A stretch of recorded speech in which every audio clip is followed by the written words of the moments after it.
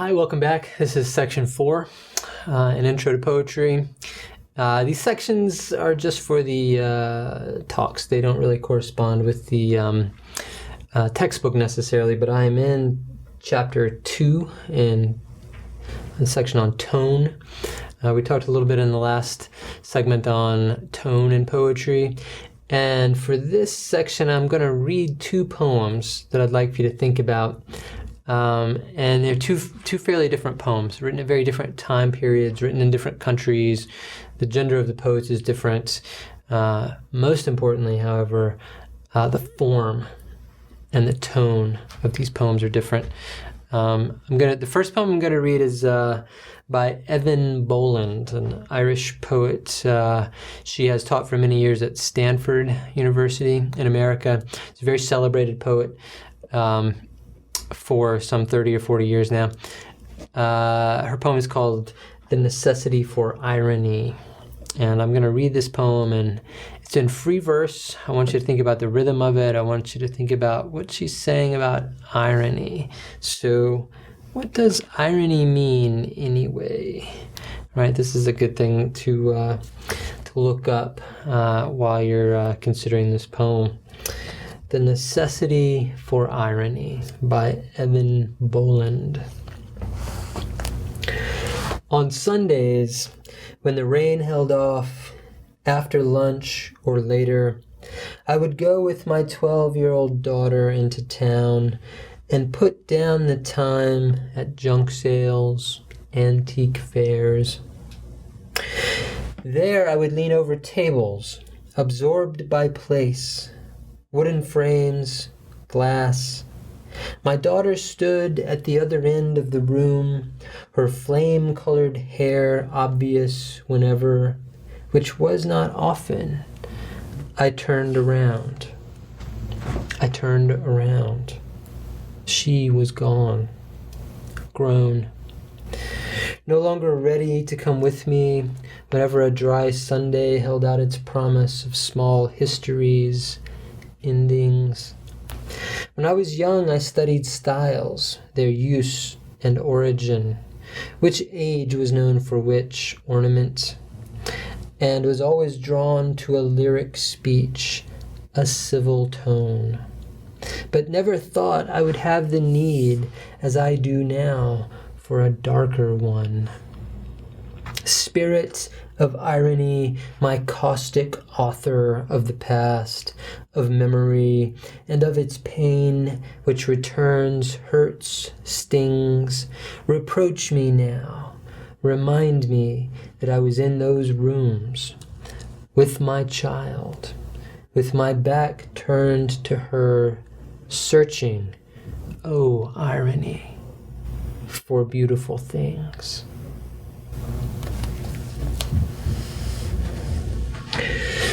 To me, that's a very powerful poem. I have a daughter who's growing up very quickly, and I feel this poem a lot.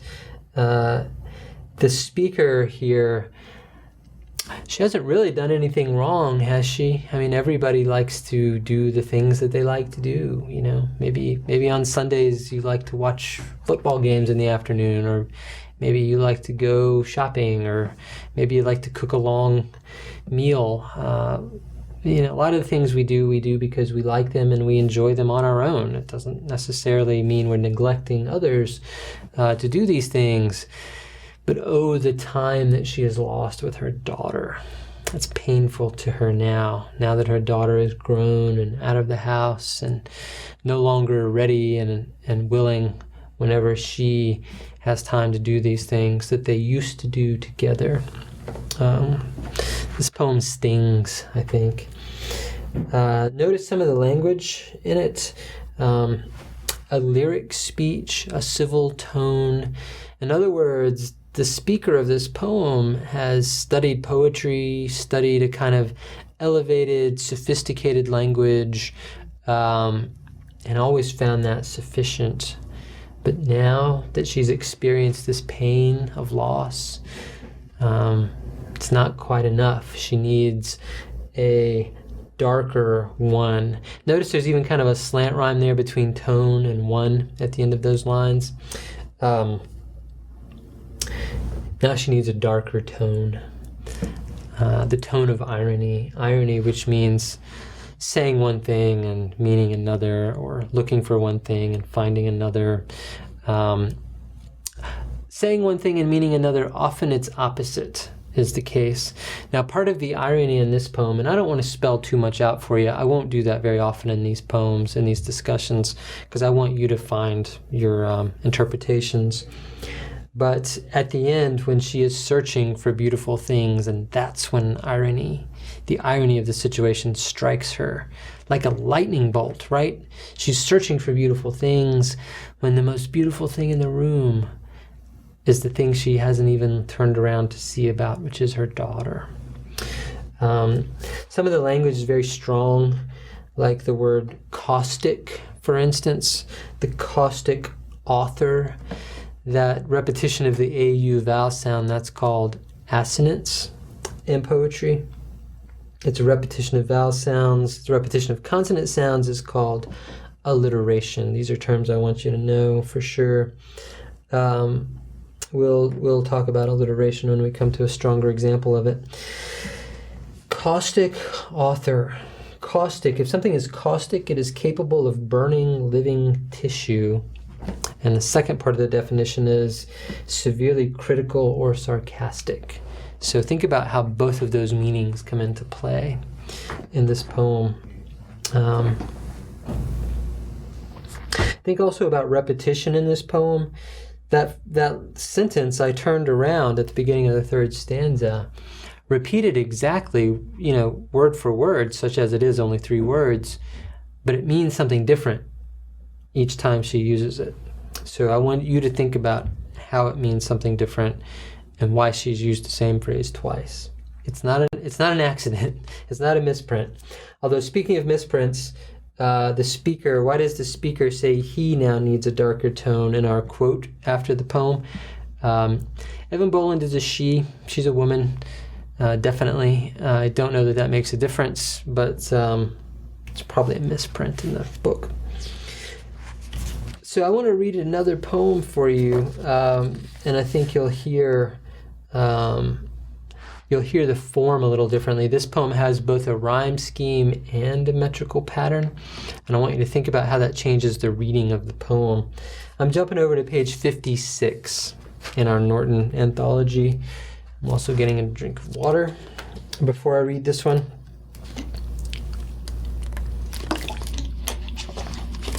This is one of my favorite poems ever. It's by William Blake. It's called The Tiger. I was just looking through this anthology that I have called The 100 Classic Poems, edited by William Harmon, published by Columbia University Press. He chooses out of the English language tradition, American English poets, the classic 100 poems. He has an expanded version called the Classic 500. I love this book because it makes choices that I wouldn't necessarily have expected, but one that I thought might be, that I wasn't surprised about, is that this poem is number 1. This is his number 1 classic poem in the English language. And I would rank it pretty highly myself. So let me read this poem, and I hope you'll follow along. I hope you'll think about some of the imagery, some of the visual images of the poem, and how they contribute to the tone of the poem. This is The Tiger by William Blake. Tiger, tiger, burning bright in the forests of the night, what immortal hand or eye could frame thy fearful symmetry? In what distant deeps or skies burnt the fire of thine eyes? On what wings dare he aspire? What the hand dare seize the fire? And what shoulder and what art could twist the sinews of thy heart? And when thy heart began to beat, what dread hand and what dread feet? What the hammer, what the chain, in what furnace was thy brain? What the anvil, what dread grasp dare its deadly terrors clasp? When the stars threw down their spears and watered heaven with their tears, did he smile his work to see? Did he who made the lamb make thee? Tiger, tiger burning bright in the forests of the night, what immortal hand or eye dare frame thy fearful symmetry? So The Tiger by William Blake, that's a powerhouse of a poem to me. It has such intensity in the language and such intensity in the questioning. This is from William Blake's book of poems, The Songs of Experience, 1794. It's a companion piece to The Songs of Innocence from 1789. Many of the poems in these two volumes have corresponding poems, sometimes with the same title.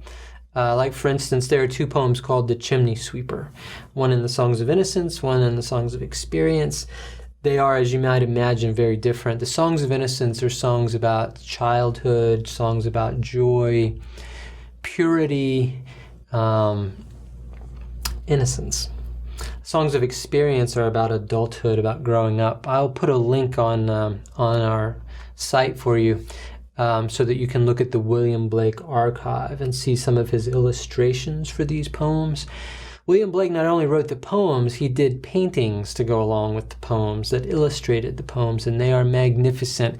You really can't fully appreciate William Blake without the visual images to go along with the poems. He was quite a genius, a mad genius, some would say, later in his life. I don't think there's anything mad about this poem, though. I think it makes perfect logical progression. Its companion piece is called The Lamb, so I hope you'll look that one up. It's also in our book. The Lamb begins, little lamb, who made thee? Dost thou know who made thee? It's a very gentle poem. It's a poem that you would read to a child. It's a poem that could be sung like a nursery rhyme. It's a poem of great delicacy. Whereas this poem, I think, is a poem of great intensity, fiery passion, and fear.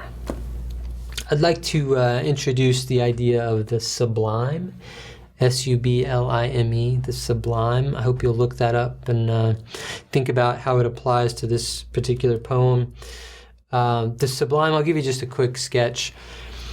The Sublime is when the terrible and the beautiful come together in one image or experience or object. Something that's really pretty, even really cute, like a kitten video, right? Okay, so we spend a lot of our time, I'll confess, watching funny cat videos and really cute kittens and that sort of thing. And those might be beautiful, but they can never be sublime because there's no terror in them. The kittens, they just don't generate terror, right? Horror movies are often terror, but no beauty. They never really achieve the level of the sublime. For something to really reach that level, it has to be vast. It has to be something... originally, this idea originates with the ancient Greeks also, took root with the Romantic poets, of which William Blake is one. The idea took root again because the Romantic poets thought of nature as an element of the sublime. So sublime imagery has to be vast. The night sky, as in this poem. One of my favorite lines in this poem is, when the stars threw down their spears and watered heaven with their tears. That just blows me away. I think it's just amazing. That's an image of the night sky and an image of the sublime. We can't see it all. We can't pretend to know its depths. We can't pretend to imagine the expanse of it.